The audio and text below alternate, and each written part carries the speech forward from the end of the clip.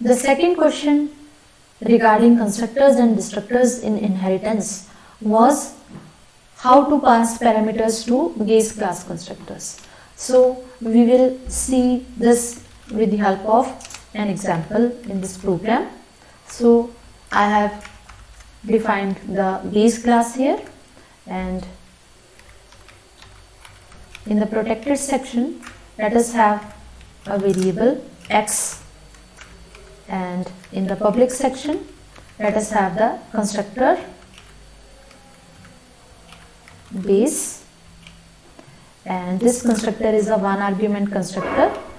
So it means that x is initialized to I, and then let us also have the destructor cout destructing base.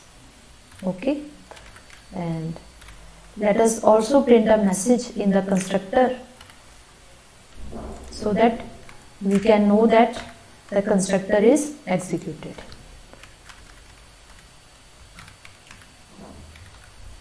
Okay, so this is the base class. Let us create a derived class.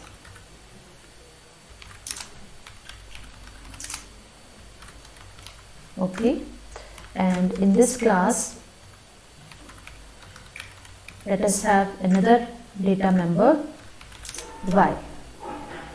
Okay, and in the public section let us have the constructor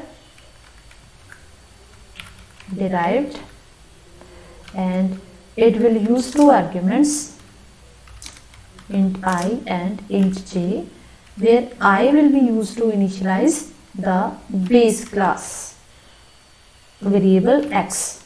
So I will write base I. It means we are passing this variable I to the base class constructor. So base class constructor will be called, and what it will do, it will initialize, it will receive the value passed from here in this variable, in this formal parameter I, and this formal parameter I will be used to initialize this protected data member x. Okay, and the other parameter j will be used to initialize the data member y of this derived class. Okay, so this is how we can pass the values to the, we can pass the parameters to the base class constructors. Okay, so let us print a message here, constructing derived. Okay, and also create destructor derived,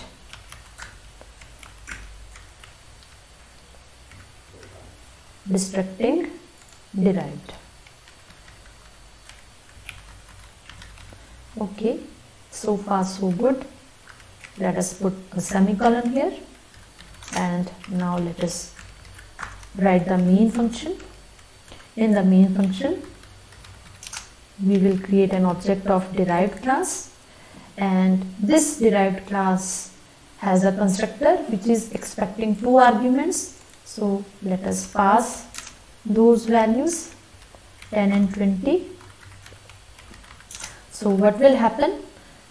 The derived class constructor will be called when we create an object of derived class.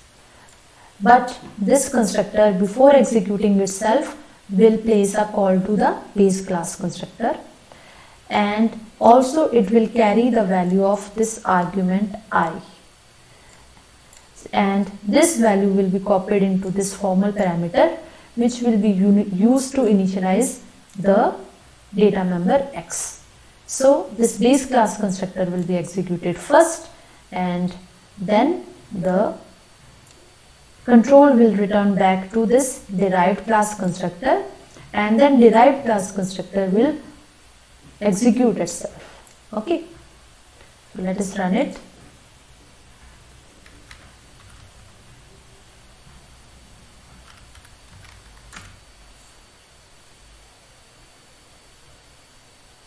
constructing base, constructing derived, then destructing derived, destructing base.